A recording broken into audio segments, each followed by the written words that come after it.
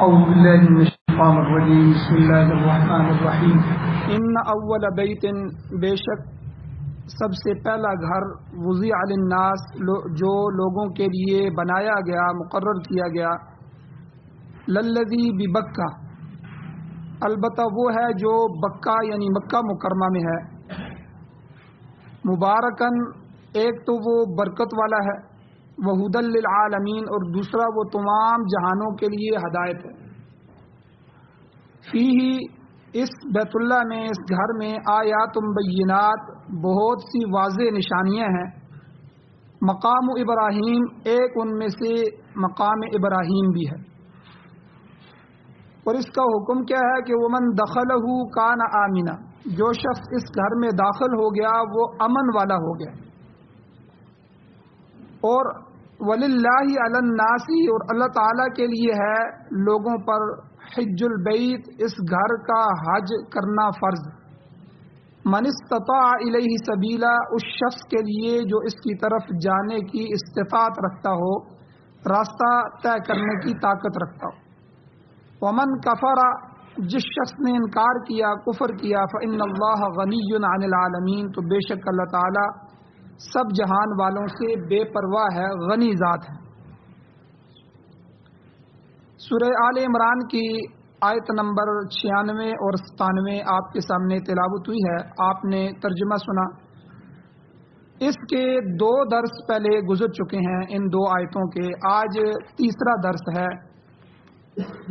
اس میں بہت سے فقہی مسائل بھی گزرے ہیں، اور جو اہل کتاب یعنی یہود کے اعتراضات تھے ان کا جواب بھی دیا گیا ہے، اور بیت اللہ شریف کے جو فضائل ہیں وہ بھی پچھلے درس میں بیان کر دیے۔ آج کے درس میں کعبہ کی تعمیر کی جو تاریخ ہے، تاریخ تعمیر کعبہ، کہ کعبہ شریف کو کس کس نے تعمیر کیا، کتنی دفعہ تعمیر کیا گیا، کس کس زمانے میں تعمیر ہوا، اس کی ایک تاریخ ہے۔ سب سے پہلے، جیسا کہ پہلے بھی میں نے بیان کیا کہ حضرت آدم علیہ السلام کو جب اللہ تعالیٰ نے جنت سے زمین پر اتارا تو یہاں ان کو وحشت ہونے لگی، پریشان ہونے لگے، تو اللہ تعالیٰ نے ایک تو جو اماں حوا تھیں ان کو بھی اتارا تاکہ ان کی وحشت دور ہو جائے، میاں بیوی کا جو آپس میں پیار انس ہوتا ہے وہ پیدا ہو جائے، اور مقصود یہ تھا کہ آگے ان کی نسل بڑھے، اس لیے آدم علیہ السلام کو ابو البشر کہتے ہیں، تمام بشر، تمام انسانوں کے باپ۔ تو اب دوسرا حکم اللہ نے حضرت آدم علیہ السلام کو یہ دیا کہ آپ میرے گھر بیت اللہ کی تعمیر فرمائیں۔ تو سب سے پہلی تعمیر جو بیت اللہ کی ہوئی ہے وہ حضرت آدم علیہ السلام کے ہاتھوں سے ہوئی ہے۔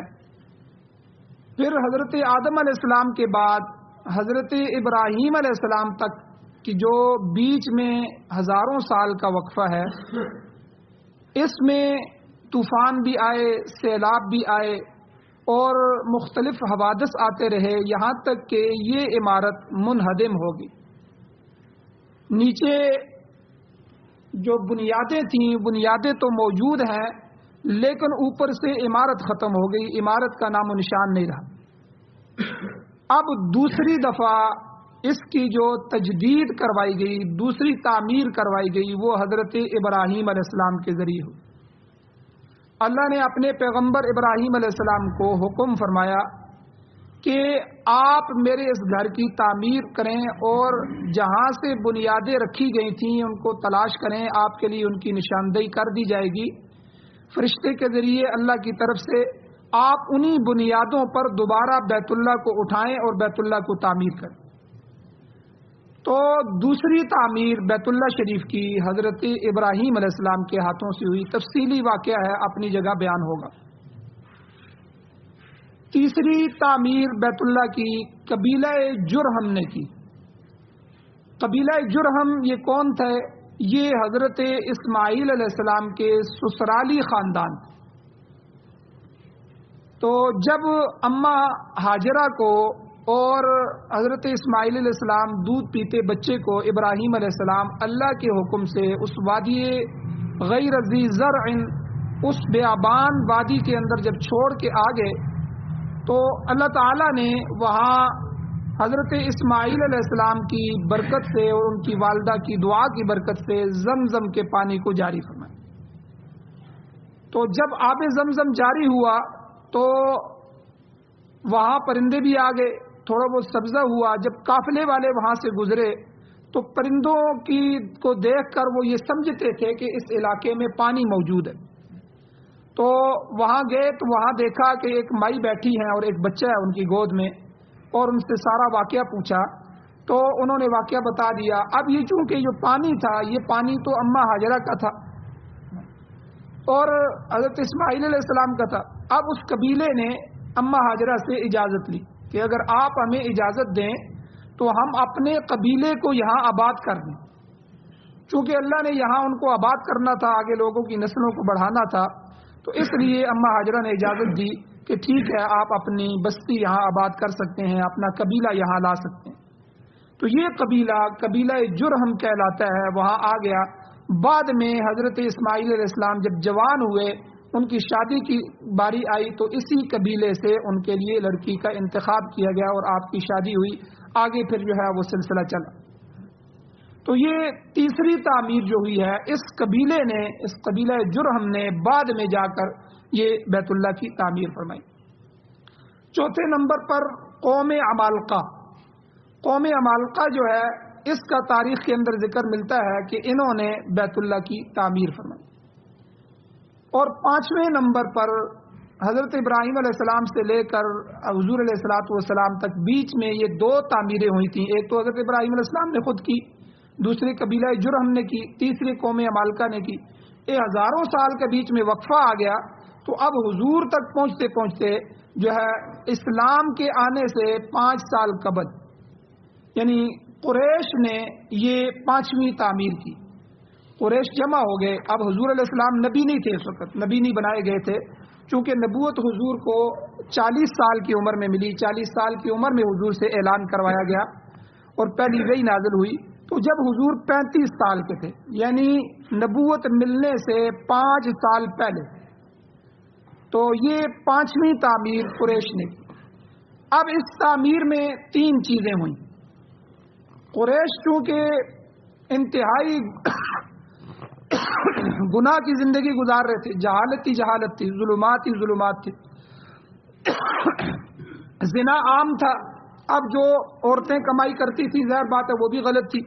مرد جو ہے وہ سود کے معاملات چلا رہے تھے اور اسی طرح رشوت اور دوسرے معاملات تھے. حلال پیسہ انتہائی کم تھا.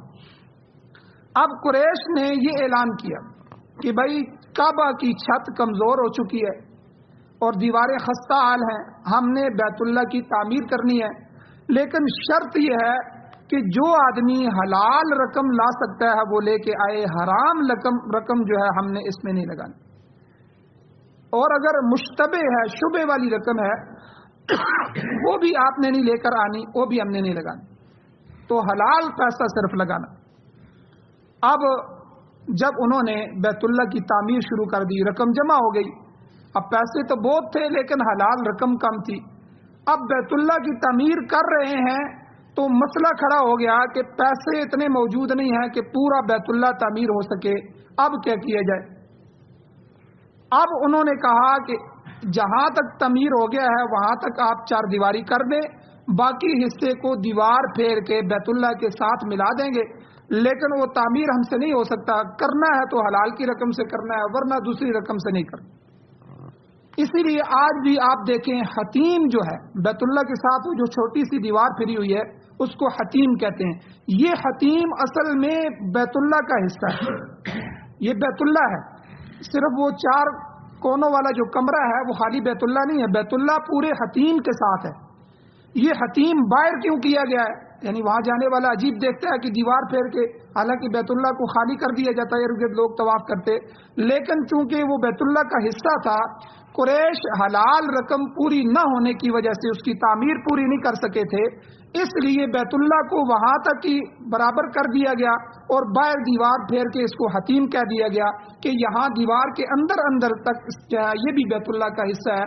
اسی لیے جو آدمی حتیم کے اندر جا کے نماز پڑھ لیتا ہے تو گویا کہ وہ بیت اللہ کے اندر جا کے نماز پڑھ رہا ہے. تو چاہے اس کے لیے بیت اللہ کے دروازے نہ کھولے جائیں، ٹھیک ہے، لیکن وہ حتیم کے اندر بھی اصل بیت اللہ کا حصہ ہے۔ اب ایک بات تو اس میں یہ ہوئی کہ قریش نے کہا حلال پیسہ لگانا ہے، اور حلال پیسہ لگاتے لگاتے پورے بیت اللہ کو تعمیر نہیں کر سکے، اس لیے وہاں تک جو ہے بیت اللہ کو بنا دیا، باقی حتیم کی دیوار پھیر دی۔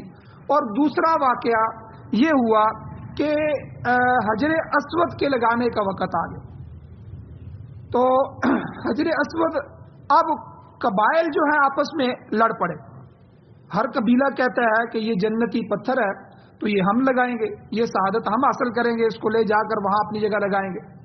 قریب تھا کہ تلواریں نکل آتی ہیں اور جنگ شروع ہو جاتی، تو کچھ سردار آگے بڑھے، انہوں نے ایک عجیب فیصلہ کیا۔ انہوں نے کہا کہ دیکھو، کل صبح سب سے پہلے جو شخص بیت اللہ میں داخل ہوگا تو ہم اس کو آگے کریں گے، وہی حجر اسود کو آگے لگائے گا۔ اللہ کی قدرت دیکھیں، اگلی صبح جب آئی تو سب سے پہلے حضور علیہ الصلوۃ والسلام بیت اللہ میں داخل۔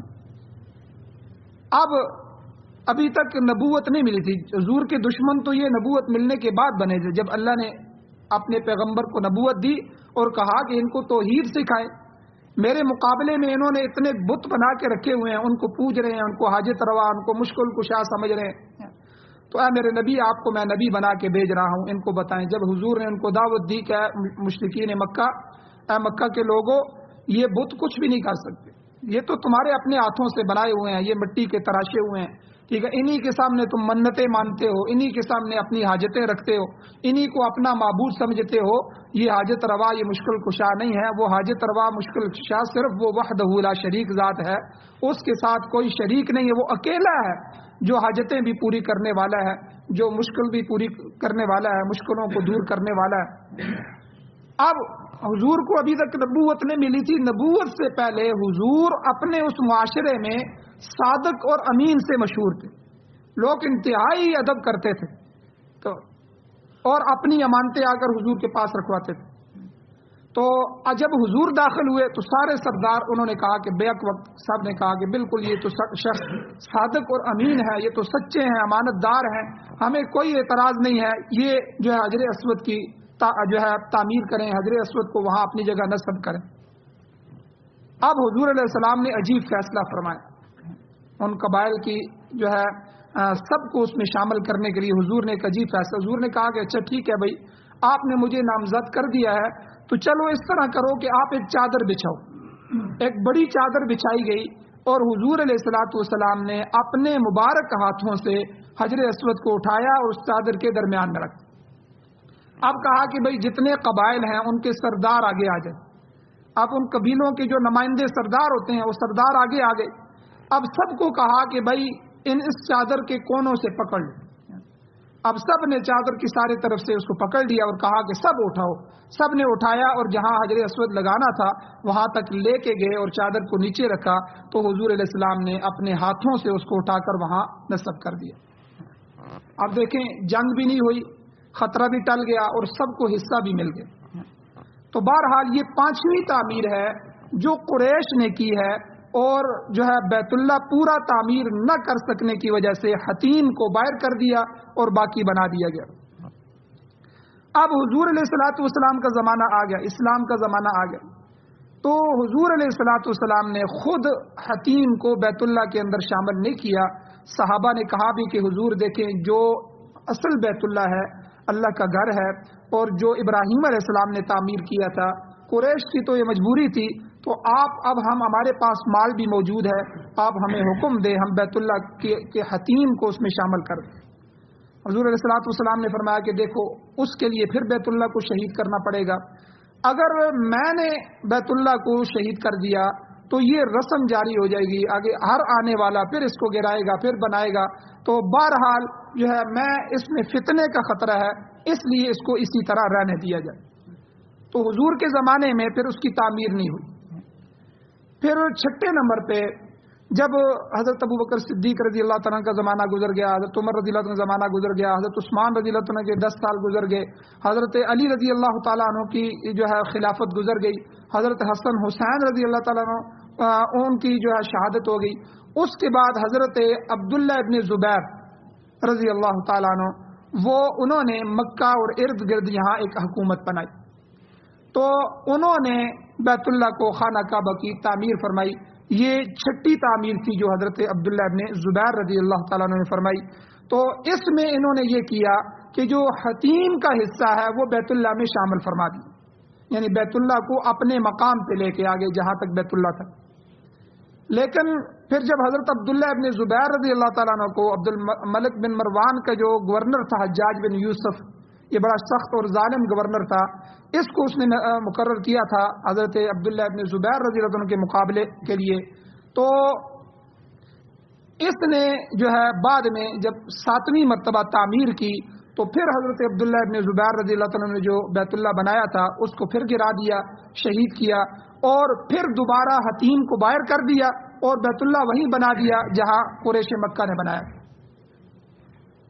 تو اس کے بعد پھر 8ویں نمبر پر آخری تعمیر ترکی کے زمانے میں جب سلطان مراد تھے اور یہ خلافت کا زمانہ تھا، خلافت عثمانیہ کا زمانہ، اس میں تعمیر کی. ترکی نے انتہائی کنکریٹ کے ساتھ، مضبوطی کے ساتھ ایسی تعمیر فرمائی اور اعلیٰ قسم کی جو ٹائلیں ہیں اس پر لگائی ہیں، اور آج تک جو تعمیر چلی آ رہی ہے یہ آخری تعمیر ترکی کی تعمیر. اس کے بعد جو سعودی حکومت نے حرم شریف کے اندر بہت بڑی خدمات سر انجام دی ہیں، لیکن پھر اس کے بعد بیت اللہ کی تعمیر نہیں ہوئی، نہ اس کی ضرورت تھی نہ ان کو اجازت تھی. چونکہ ترکی کی خلافت کو توڑا گیا تو یہ 100 سال کا ان سے معاہدہ ہوا تھا، تو یہاں تو سعودیوں کی حکومت تھی نہیں، یہ تو ترکوں کی حکومت تھی بیت اللہ اور مسجد نبی اور پورے سعودیہ میں. آل سعود کو جو لایا گیا تو ان سے پھر ترکی کے معاہدے ہوئے کہ آپ بیت اللہ کے اندر اور مسجد نبوی کے اندر جو ہے آپ اضافہ کریں، جو مرضی کریں، آپ کو اجازت ہے، لیکن ہماری اجازت کے بغیر ہماری تعمیرات کو آپ گرا نہیں سکتے، شہید نہیں کر سکتے. اسی لیے وہ جو ترکی نے برآمدے بنائے تھے بہت عرصہ تک وہ برآمدے بنے رہے، اس کے پیچھے تعمیر ہوتی رہی اور وہ ترکوں سے اجازت لیتے رہے.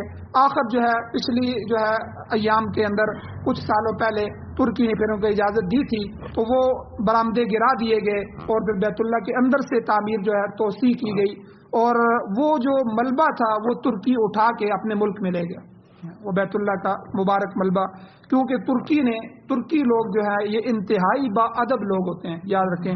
یہ جو ترکیوں نے تعمیر کی ہے تو تاریخ کے اندر لکھا ہے کہ بیت اللہ کی جو پتھر تراشے گئے اور بیت اللہ کے لیے جو ٹائل تراشی گئی یا جو بھی تعمیر ہوئی ہے یا مسجد نبوی کی تعمیر ہوئی ہے، تو خاص کر کے مسجد نبوی کی جو ٹائلیں اور پتھر لگائے گئے ان کو تراشنے کے لیے شہر سے باہر لے جایا گیا تاکہ حضور علیہ الصلوۃ والسلام کو روزہ کے اندر تکلیف نہ ہو. یعنی اتنے ادب کا خیال رکھ کے انہوں نے بیت اللہ اور مسجد نبوی کی تعمیر فرمائی. تو بہرحال ابھی 1 سال 2 سال رہ گئے ہیں اس 100 سال کے معاہدے کے ٹوٹنے کے بعد، پھر فیصلہ ہوگا، پتہ نہیں ترکی دوبارہ بیت اللہ کی حکومت کو سنبھالے گا یا کیا معاملات ہوں گے. اسی لیے جو یہود و نصارہ ہیں وہ اس سے پہلے سعودیہ کے حالات کو خراب کر رہے ہیں. وہاں جو ہے وہ کفر کو لانا چاہتے ہیں اور گانے بجانے اور اس طرح، اور وہاں کی ظالم حکومتیں جو خادم الحرمین و شریفین کے نام سے مشہور تھے اور خدمت میں سب سے آگے تھے، آج ان کے کام بالکل الٹے ہو گئے. اب وہ گانے بجانے والے جو ان کے کنجر ہیں بڑے بڑے، ان کے ہاتھوں کو جو ہے وہ نشان لگوا کر چوکوں میں لگا رہے ہیں، اور جو حضور علیہ السلام کے پرانے آثار ہیں، جو صحابہ کے آثار ہیں، ان کو مٹایا جا رہا. تو بہرحال یہ 1-2 سال ہے، 2023-24 تک کا معاہدہ ہے. 100 سال کا خلافت عثمانیہ کو جب توڑا گیا تو یہ ختم ہوگا. اس کے بعد کے حالات اللہ ہی جانتا کیا ہوگا. تو بہرحال حالات تیزی سے تبدیل کیے جا رہے ہیں. تو البتہ یہ جو ہے 8ویں تعمیر جو ہوئی ہے بیت اللہ کی، یہ آخری تعمیر تھی اور ترکی عہد حکومت میں ہوئی ہے، سلطان مراد کے زمانے میں ہوئی ہے، بڑی مضبوط تعمیر ہوئی ہے. اس کے بعد ضرورت نہیں سمجھی گئی کہ اس کی مزید تعمیر ہو. تو بہرحال سعودیہ نے وہاں بڑی خدمات سر انجام دی ہیں، بڑے وسیع برآمدے بنائے ہیں اور چاروں طرف انہوں نے 7 بلند اور خوبصورت مینار بھی تعمیر فرمائے ہیں، اور صفا اور مروہ کا جو حصہ ہے وہ بھی شامل ہو چکا ہے۔ اس کے علاوہ کئی منزلہ عمارت جو ہے ان کے جو فرش ہیں وہ انتہائی اعلیٰ اور قیمتی سنگ مرمر کے بنائے گئے ہیں، اور ان پر انتہائی اعلیٰ قالین جو ہیں وہ بچھائے گئے ہیں، اور آب زمزم کی جو فراہمی ہے اس کا ایک جدید نظام قائم کیا گیا ہے، مدینہ تک اس کو پہنچایا گیا ہے، اور اس کے علاوہ بہت سی خدمات بھی انہوں نے انجام دی ہیں، اور حرم میں جو روشنی کے لیے لائٹس ہیں اور فانوس ہیں ان کا بہترین نظام کیا گیا ہے، اور جو برقی پنکھے ہیں اور اے سی وغیرہ ہے ان کا بڑا وسیع نظام ہے، اور لاؤڈ سپیکر جو ہیں پوری دنیا میں سب سے اعلیٰ نظام جو ہے لاؤڈ سپیکر کا، اس میں کئی قسم کے سسٹم لگے ہوئے ہیں۔ اگر کسی وقت ایک سسٹم خراب ہو جائے تو ایک لمحے سے بھی پہلے دوسرا سسٹم کام کرنا شروع کر دیتا ہے، تو یعنی انتہائی جو ہے اعلیٰ قسم کا نظام۔ تو بہرحال یہ ان کی اپنی جگہ خدمات ہیں جو بیت اللہ کے لیے اور مسجد نبوی کے لیے انہوں نے کی ہیں، لیکن بہرحال اس کے بعد پھر جو ہے اس کی تعمیر نہیں ہوئی، یہ آخری تعمیر تھی جو ترکوں کے زمانے کی۔ تو یہاں تک تو بیت اللہ کی تعمیر کی تاریخ ہے جو میں نے آپ کے سامنے رکھی ہے۔ اب اہل کتاب جو تھے یہود و نصارہ، سب سے پہلے جو ہے حضور کے دشمن بنے، صحابہ کے دشمن بنے، پھر حضور علیہ السلام نے ان کم بختوں کو وہاں مدینہ سے بھی نکالا کیونکہ یہ ہر وقت شرارتیں کرتے رہتے تھے۔ بنو قریظہ جو تھے ان کو قتل بھی کیا حضور نے اللہ کے حکم سے، اور پھر حضرت عمر رضی اللہ تعالیٰ عنہ کے زمانے میں ان کو خیبر سے بھی نکال دیا گیا کیونکہ وہاں بیٹھ کے اپنے قلعوں میں یہ شرارتیں کر رہے تھے۔ تو یہ جب در بدر ہو گئے دنیا میں تو اس وقت سے یہ مدینہ کے دشمن، یعنی اس وقت سے یہ اپنے بچوں کو جو کتابیں پڑھا رہے ہیں اسرائیل کے اندر اور مختلف ملکوں میں، وہ اپنے بچوں کو یہ بتاتے ہیں کہ دیکھو مدینہ ہمارا تھا، مسلمانوں کا نبی تو مکہ سے ہجرت کر کے یہاں آیا تھا اور اس نے آ کر ہمارے قبائل کو یہاں ذبح کیا ہے اور ہمیں یہاں سے ہجرت کروائی ہے، ہمیں یہاں سے نکالا ہے، پھر ہم خیبر میں آئے تو ہمیں ان کے خلیفہ نے خیبر سے بھی نکال دی، اور جب تک ہم مدینہ لے کے نہیں رہیں گے اس وقت تک ہم جو ہے ہمارا مشن مکمل نہیں ہوگا۔ اور یہ آج جو کچھ بھی ہو رہا ہے یہ اسی مشن کا حصہ ہے، اور یہ جو انہوں نے شہزادوں کو پڑھایا ہے یہ آج کی محنت نہیں ہے، یہ ان کی نصف صدی پہلے کی محنت ہے۔ دبئی کے جو بڑے بڑے شہزادوں کے جو بچے ہیں، آج کے جو شہزادے ہیں، اور اسی طرح یہ محمد بن سلمان ہے، یہ سارے کہاں سے پڑھ کے آئے ہیں؟ یورپ سے پڑھ کے آئے ہیں۔ عمران خان کے بچے کہاں ہیں؟ یورپ میں پڑھ رہے ہیں، کرسمس منا رہے ہیں، عیسائیت کی گود میں بیٹھے ہوئے ہیں۔ تو یعنی یہ جتنے بھی شہزادے ہیں ان کو وہاں تعلیم دلوائی جاتی ہے، وہاں کا کلچر سکھایا جاتا ہے، پھر بعد میں یہ ان کو بھیجا جاتا ہے، یہ اپنے ملک میں ان کے لیے کام کرتے ہیں۔ تو یہ ان کی 50 سالہ محنت ہے جو آج ہمیں نظر آ رہی ہے، تو یہ ان کے پلان کا حصہ ہے۔ مسلمان آج سو گیا ہے لیکن کفر بیدار ہے، تو ہم نے جو ہے اپنے بچوں کو کوئی تعلیم نہیں، ہم نے تو حضور کی سیرت بھی نہیں سکھائی ان کہ حضور کیا تھے، حضور کا مقام کیا تھا، اللہ کے نبی کی محبت کیا چیز ہے۔ ہم نے تو اپنی اولادوں کو حضور کا کلمہ بھی نہیں سکھایا، کئی بچے کلمہ بھی نہیں پڑھ سکتے۔ تو بہرحال یہ باقاعدہ یہود جو ہیں اپنے ہر بچے کی تربیت کرتے ہیں، ان کو جو ہے پورا باب پڑھاتے ہیں اور پوری چیز ان کو سکھاتے ہیں اور پورے مشن پر لگاتے ہیں۔ تو بہرحال اہل کتاب نے اس مقدس مقام کی فضیلت کو کم کرنے کے لیے اپنے کتابوں میں تحریف کی۔ بیت اللہ کا ذکر ان کی کتابوں میں بھی آتا ہے۔ 2 مثالیں میں آپ کو دیتا ہوں۔ زبور کے اندر موجود ہے کہ خدا کے مقدس بندے وادی بکہ میں گزریں گے اور وہاں پر پانی کے چشمے کا بھی ذکر ہے۔ اس سے مراد حضرت ابراہیم اور حضرت اسماعیل علیہ السلام ہے، اور چشمے سے مراد آب زمزم کا پانی ہے۔ تو اب یہودیوں نے کیا کیا؟ انہوں نے بکہ کو بدل کے بکا بنا دیا، بکا یعنی ہا کی جگہ الف لگا دیا، تو یہ تحریف کر دی۔ اب وہ وادی بکہ جو تھی مکہ، وہ وادی مکہ نہیں رہی بلکہ وادی بکا ہو گئی۔ اب جو بھی یہودی پڑھے گا وہ کہے گا یہ تو وادی بکا کا ذکر ہے، یہ تو مکہ کا ذکر ہی نہیں۔ اور اسی طرح ان کی کتابوں میں صفا اور مروہ کے مقام کا ذکر بھی ہے کہ اس مقام پر حضرت ابراہیم علیہ السلام نے اپنے بیٹے کی قربانی دی تھی، اور مروہ سے مراد وہی پہاڑیاں ہیں جو صفا مروہ کی پہاڑیاں ہیں، مگر انہوں نے اپنی کتاب میں مروہ کو بدل کے موریا بنا دیا، موریا، اور کہا کہ دیکھو وہ تو مروہ کا ذکر نہیں ہے، وہ تو موریا کا ذکر ہے، تاکہ حضرت اسماعیل علیہ السلام کی قربانی ثابت نہ ہو سکے، کیونکہ یہ اسحاق علیہ السلام کی لڑی سے ہیں، اس لیے اسماعیل علیہ السلام اور ان کی اولاد کے دشمن ہو گئے۔ اب حضور علیہ السلام بھی اسماعیل علیہ السلام کی اولاد سے ہیں، تو اب اسی لیے یہ حضور کے بھی دشمن ہو گئے کہ ہم تو انتظار کر رہے تھے کہ یہ نبی آخر الزمان ہماری لڑی میں سے آئے گا، یہ تو ہمارے چچا کے گھروں میں آ گئے، یعنی وہ اسماعیل علیہ السلام کی اولادوں میں سے آ گئے۔ تو بہرحال انہوں نے ان تمام چیزوں کے اندر تحریف کی ہے تاکہ حق واضح نہ ہو سکے۔ تو بہرحال اللہ جل شانہ نے اپنی کتاب قرآن مجید میں ان کی اس تحریف کو بھی ذکر کیا ہے۔ انشاءاللہ فقہ کے چند مسائل اور ہیں، انشاءاللہ کل کے درس میں ذکر کیے جائیں گے۔ اللہ جل شانہ سے دعا ہے اللہ ہمیں عمل کی توفیق عطا فرمائے۔ آمین۔ الحمدللہ رب العالمین والعاقبۃ للمتقین والصلاۃ والسلام علی رسولہ النبی الامی الکریم۔ اللهم ربنا آتنا في الدنيا حسنة وفي الآخرة حسنة وقنا عذاب النار۔ یا اللہ ہماری کمیوں کوتاہیوں کو معاف فرمائیے، درگزر فرمائیے، صغیرہ کبیرہ گناہوں کو معاف فرمائیے۔